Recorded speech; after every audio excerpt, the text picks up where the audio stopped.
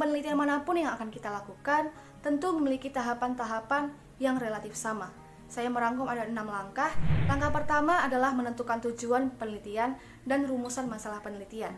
Sebelum melakukan sebuah riset, kita harus mengetahui masalah apa yang ingin kita cari tahu jawabannya melalui penelitian kita. Setelah mengetahui masalahnya, tentukan tujuan penelitian yang akan kita lakukan, dari latar belakang informasi yang relevan dan bagaimana informasi tersebut dapat bermanfaat.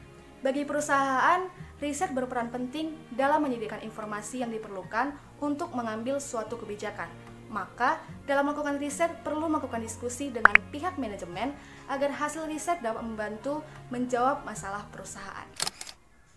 Langkah kedua adalah menentukan pendekatan penelitian. Setelah kita mengetahui apa yang ingin kita teliti, tentukan pendekatan penelitian. Tahap ini dilakukan dengan pencarian teori yang mendasari, membuat rumusan masalah, dan hipotesis. Gunakan teknik penelitian yang tepat dan sampel yang sesuai. Pendekatan yang digunakan dalam penelitian bisa berbeda tergantung pada masalah apa yang akan kita teliti. Secara umum ada 4 pendekatan penelitian antara lain kuantitatif, kualitatif, pragmatis, dan advokasi. Langkah ketiga adalah memformulasikan desain riset. Desain riset adalah prosedur tentang cara pengambilan data, cara pengujian hipotesis, dan kemungkinan untuk mengumpulkan kuesioner melalui berbagai metode yang dibutuhkan. Penentuan desain riset biasanya bergantung pada parameter yang menentukan hasil akhir sebuah riset. Langkah 4, pengumpulan data. Mengumpulkan data baik data primer maupun data sekunder. Data primer adalah data yang diambil secara langsung dari lapangan, sedangkan data sekunder, data yang diambil dari hasil penelitian orang lain, baik dari buku atau referensi lainnya. Bila menggunakan data sekunder, sumbernya harus dicantumkan.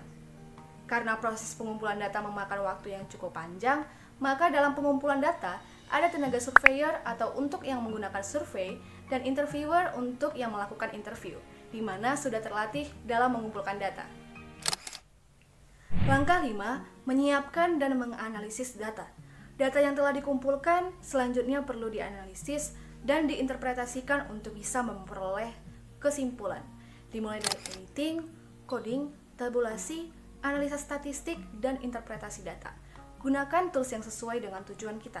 Contoh dengan analisis regresi, varian, SWOT, AHP, ISM, analisis keberlanjutan, atau menggunakan tools lainnya.